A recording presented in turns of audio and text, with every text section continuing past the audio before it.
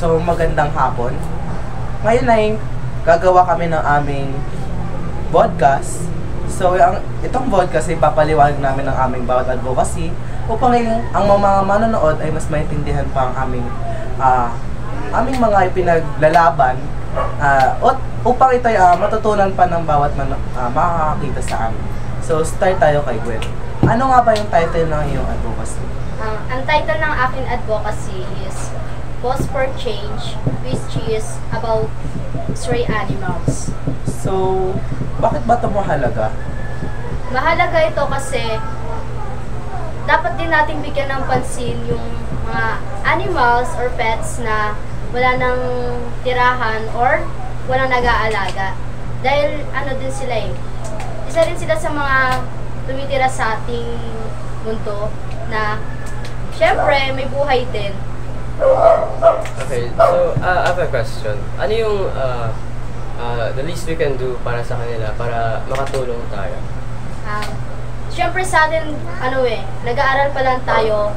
So dapat, para makatulong tayo is kahit kaunting tulang lang ng makapagbigay tayo ng pagkain or mabigyan natin sila ng inumin para makatulong sa kanila. So, last question. Ano ba mga kakailanganin mo upang may patupad mo yung advocacy para makatulong ito sa mga hayop na sinasabi mo na kakailanganin para sa iyong advocacy?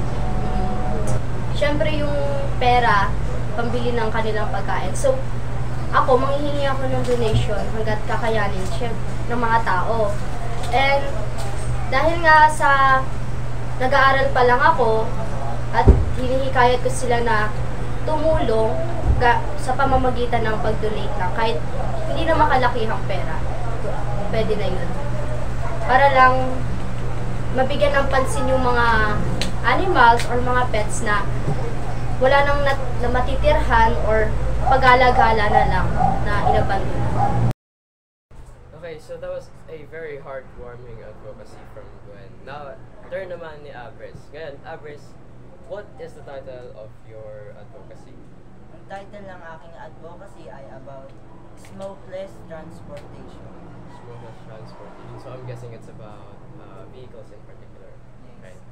So, smokeless transportation. So, what is this advocacy about?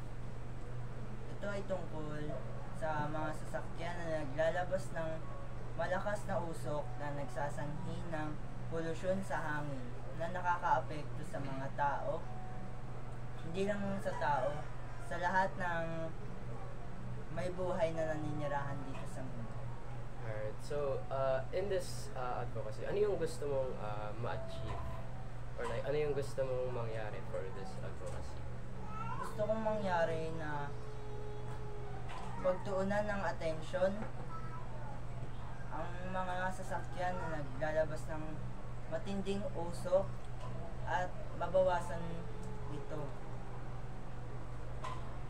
Okay, so ano yung sa tingin mo, like, ano yung kailangan mong gawin to make a change para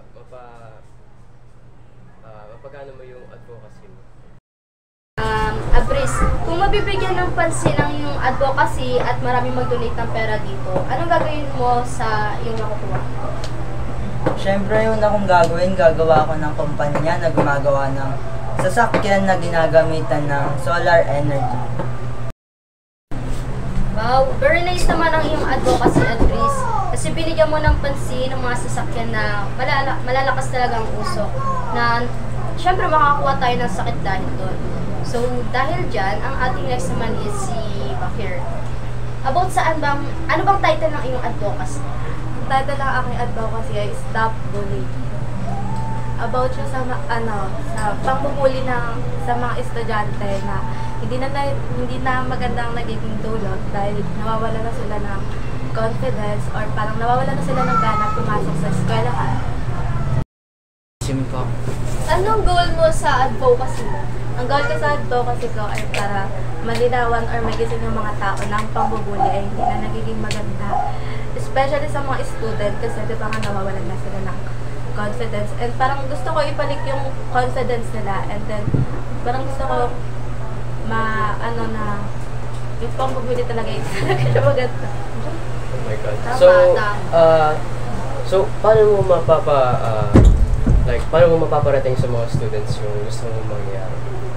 Sa pamamagitan ng ito yung katulad ginagawa natin, broadcast.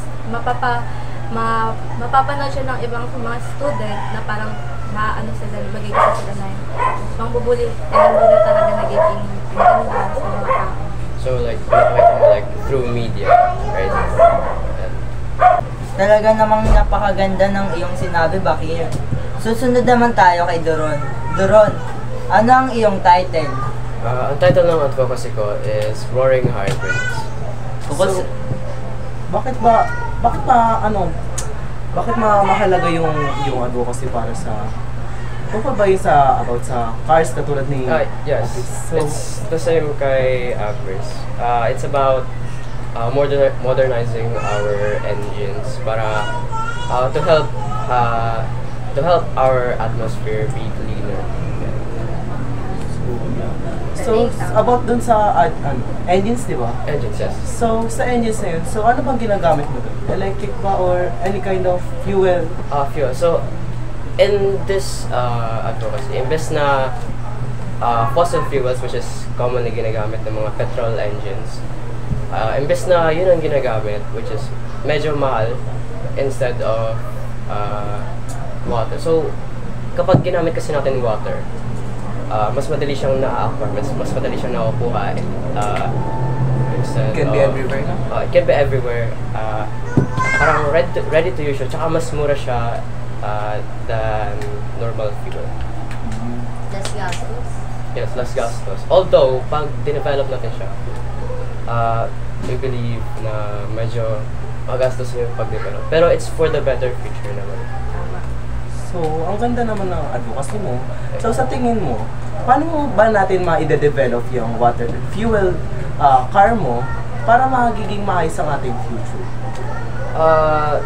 I guess hindi pa ako nakapag-deep dive doon sa direction na yun. Pero I'm guessing na siguro for enough time para makapag-research for replacement siguro.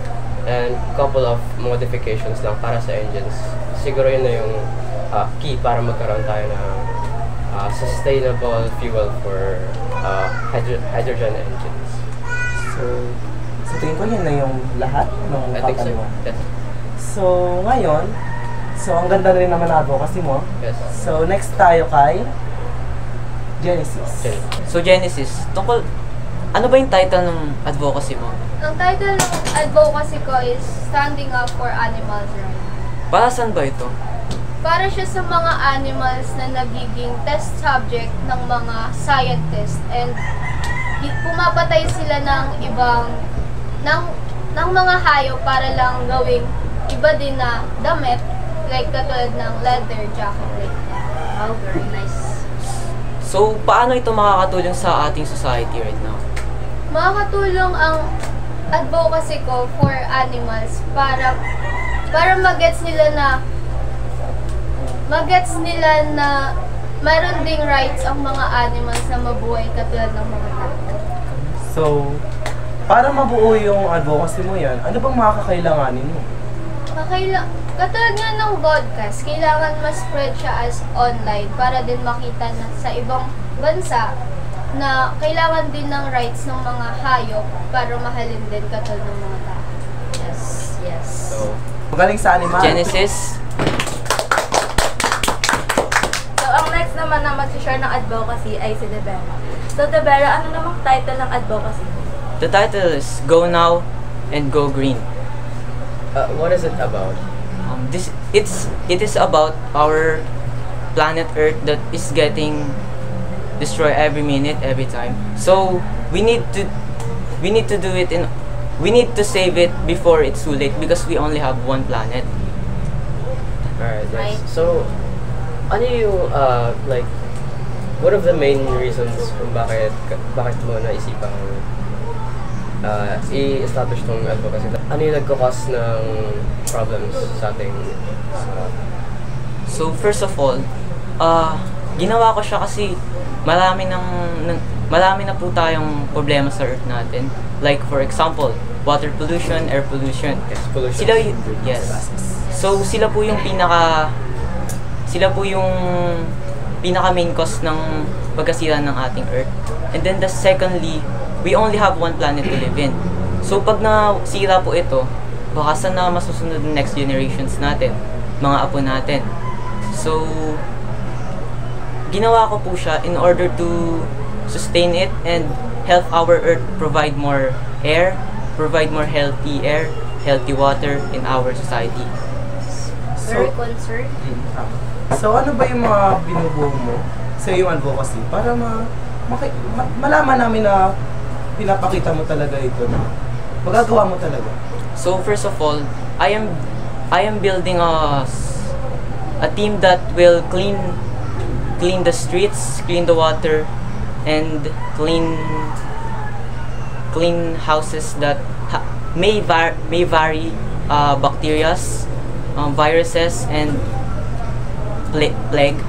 What do you what do you mean by like cleaning houses? Because maraming tao pong nagkakasakit sa sarili nilang bahay kasi hindi po malinis. Right. So parang it's like disinfecting your houses or Yes. fogging for the mosquitoes like Yes. that. So like Mostly mosquitoes.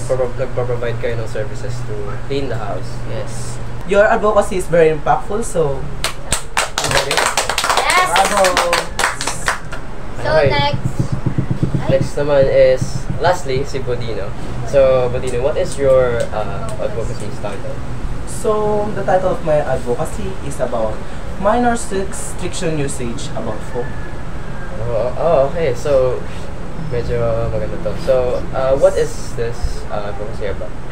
So itong advocacy na to ay bibigay ng idea or nagbibigay mulat sa mga bata at pati na rin sa mga magulang upang makita natin at maintindihan pa natin ang kahalagahan sa mga paligid dahil sa ngayong mga taon na to maraming mga bata na addict na sa mga using ng gadgets, so nakakalimutan na nilang lumabas at magkaroon ng mga family reunion or pag-uusap-usap sa pamilya. So, nagkakaroon to ng loss of communication. So, dahil dito, pwede din mag-cause ng pagkasira ng ating family and bulag. Yeah. Kanina pa ako natatakpan. Also, nakakasira din to ng health ng mga bata. Syempre, mas Radiation. nagtotoon sila ng pansin sa gadget, gadgets, diba? yes. Hindi na sila nakakalabas na masyadong pinagpapawisan. Kaya tama, magandang Can cause din ng obesity Tapos Yes. pwede rin siyang mag-cause ng problem sa eyes. and health. Yes, tama! Mata ka pa lang, malabo na mata mo. Malabo na Yes. mata. Sino parang kaya ako. Dalawa kayo. Parang sigap yun. So, Fourth eye na, no? not only, di ba, like, di lang siya nakaka-affect sa brain, like, nakaka-cause din siya ng different perspectives, like, hindi na natututunan ng bata Especially yes, communication. nakapag-communicate sa ibang Socialize, diba? nakipag-socialize, hindi tulad dati nung where I was, like, from. Alma.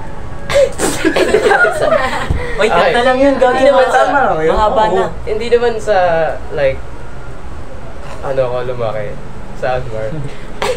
Pero, when I was young, sa place ko kasi, like, marami kasi kami mga bata. Like, kami lang yung nag-uusap, kami lang nakakaintindi sa amin. Parang, alam namin na mawawalay kami sa isa't isa when we get, once we, mahawakan namin yung cellphone. Like, hindi na kami makakapag-communicate sa isa't isa. We know na hindi na kami magkikita. So, this advocacy, agree ako dito. It's a very good advocacy. Right. So, anyone na may gusto pang i-add? Okay. Gusto niyo bang malaman? Kung Ano? bakit? Ano ba yung mga Anong kahalagahan? purpose mo? Ayan, yung purpose na. Anong purpose mo sa advocacy? So, the purpose ng advocacy ko na to ay parang gagawa ko ng parang cellphone na para sa mga students tuloy, mga teens or mga kids, para pag gagamit sila ng phone, it can be restricted. Katulad nga ng title ko, restriction. So, yun ay parang i-restrict natin yung mga bata.